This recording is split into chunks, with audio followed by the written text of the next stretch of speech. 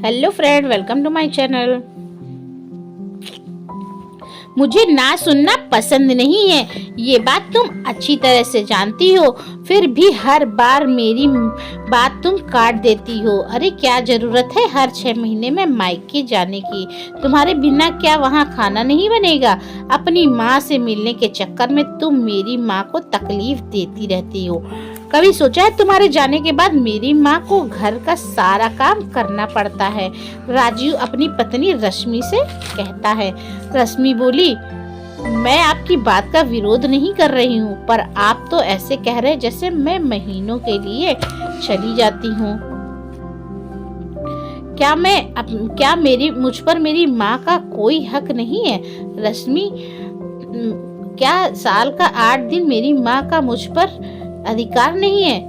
और मम्मी जी को क्या काम करना पड़ता है? काम वाली आकर खाना बना जाती है, कपड़े धो जाती है, घर का सारा सामान काम कर देती है। ज्यादा से ज्यादा मम्मी जी को दरवाजा खोलने और बंद करना पड़ता है, और रात को आपको खाना परोस कर देती हैं। क्या वो इतना भी नहीं कर सकती हैं आपके लिए? राजीव बोला, तुम मेरे अच्छे व्यवहार का गलत फायदा उठा रही हो। पत्नी को प्यार करता हूँ, पर तुम तो विरोध करने पर उतर आई हो। रश्मि बोली, गलत बात पर विरोध करना भी जरूरी होता है, और आप मुझे प्यार करते हैं तो क्या मैं खराब व्यवहार करती हूँ? कभी ऐसा हुआ है कि मैंने आपके किसी व्यवहार के लिए विरोध किया हो? जब भी मेरे माता पिता के लिए वक्त निकालना चाहती हूँ तो आपको इतना बुरा क्यों लगता है? और मैं आपकी पत्नी हूँ, कोई जेल की कैदी नहीं जो गलत बात का विरोध ना करूँ। तभी उधर से रश्मि की सास पूनम जी आ गई और बोली, बहू, क्या तुम्हारी माँ ने ये नहीं बताती कि शादी के बाद लड़की का घर परिवार ससुराल होता है? तुम्हारा सारा वक्त ससुराल के प्रति उसकी जिम्मेदारी, क्या इन सब चीजों के बारे में नहीं बताई? कई बार तुम्हें समझा चुकी हूँ कि अब इतनी छोटी छोटी बातों पर मैं तुम्हें रोकती रहूं? मैं तो सोची थी कि 4-5 साल हो गए हैं, अब तो तुम समझ चुकी होगी कि तुम्हारा तो अभी भी वही हाल है, हमेशा मायके जाने की रट। रश्मि बोली, सही कहा मम्मी जी, बहू की गलती ना होने पर भी सास टोकती है, तो वही सास अपने बेटे की गलती पर विरोध क्यों नहीं करती? मुझे तो आपने कई बार समझा लिया, एक आध बार अपने बेटे को भी समझा लिया करिए। शादी करके ससुराल आई हूँ, अपने माँ बाप को त्याग करके नहीं आई हूँ। हर साल मैं जाती हूँ, और जब भी जाने का नाम लेती हूँ तो ऐसा ही माहौल बनता है। अब तो मुझे आदत सी हो गई है, पूरा समय आप लोगों का है, पर मेरे जीवन पर माता पिता का अधिकार है। उनके इस अधिकार को मेरा विरोध का नाम मत दीजिए। इतना कहकर वो कमरे से चली गईं।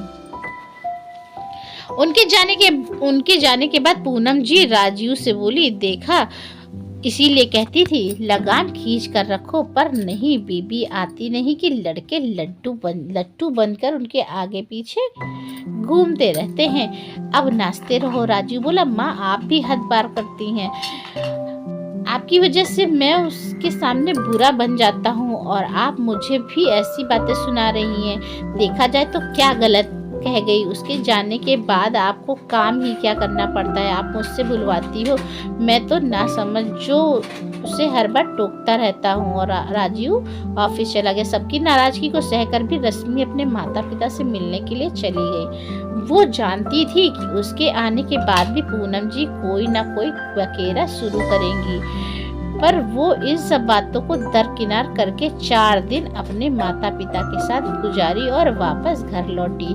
घर की हालत बहुत खराब थी। लता काम वाली के साथ मिलकर घर की सफाई करवा रही थी, तो पूनम जी बोली, तुम्हारे बिना भी यह घर अच्छे से चल सकता था, फिर क्यों लौट कर आ गई? रश्मि मुस्कुराकर बोली, मम्मी जी, पूरे साल तो आपके बेटे की और इस सुंदर से घर की सेवा में लगी रहती, 4 दिन तो अपनी मर्जी से जी ही सकती हूँ। और जहाँ तक मेरे वापस लौटने की बात है, तो एक बार आप अपने बेटे से ही पूछ ले कि मेरा आना उन्हें पसंद है कि नहीं। कैदी तो हूँ नहीं जो आप सबकी मर्जी अंदर और बाहर रहूँगा, मर्जी से ही अंदर बाहर रहूँगी। मुस्कुराती हुई रश्मि उनकी बातों पर ध्यान नहीं दे रही थी और अपना काम करती जा रही थी। शाम को जब राजीव लौटकर आए तो रश्मि को देखकर खुश हो गए और बोले, कब आई रश्मि? तुम्हारे बिना तो यह घर सूना सूना लग रहा था। रश्मि मुस्कुरा कर बोली, मेरे बिना या मेरे कामों के बिना? राजीव बोला, तुम पुरानी बातों को लेकर बैठी रहती हो, मैं समझता हूँ, पर मैं क्या करूँ? मैं इतना बुरा भी नहीं हूँ और मैं तुम्हारी इच्छाओं को समझता हूँ, पर फिर भी विरोध करना पड़ता है। रश्मि बोली, माँ की परेशानी को समझना बेटे की जिम्मेदारी है, तो पत्नी की परेशानियों को भी तो समझने का उसका फर्ज है। माँ के प्रति अपना फर्ज निभाने में आप सभी बेटे पत्नी को भूल क्यों जाते हो? अपने मन की भड़ास जब आप अपनी पत्नी पर निकालते तो आपको महसूस नहीं होता है कि वह एक कैदी के भांति उसको एहसास होता है। राजीव ने आगे बढ़कर अपनी पुरानी बातों के लिए रश्मि से माफ़ी मांगी और कहा, आगे से ध्यान रखूंगा, माँ को भी समझाने की कोशिश करूंगा, बस तुमसे उम्मीद रखता हूँ कि यूं ही मुस्कुराते रहो। राजीव अपनी माँ के सामने भूमिका बांधता है और उन्हें समझाता है कि माँ 2-4 दिन की बात है, सब मिलकर संभाल लेंगे और फिर आपके साथ वक्त गुजारने का मौका मिलेगा।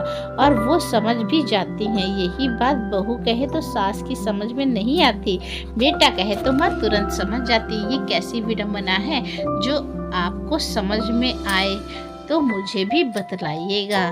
तो दोस्तों, इस वीडियो को लेकर आपकी क्या राय है हमें कमेंट बॉक्स में बताना ना भूलिएगा और इसी तरह की अच्छी कहानियों के लिए हमारे चैनल पे बने रहिएगा। तब तक के लिए bye bye, love you all.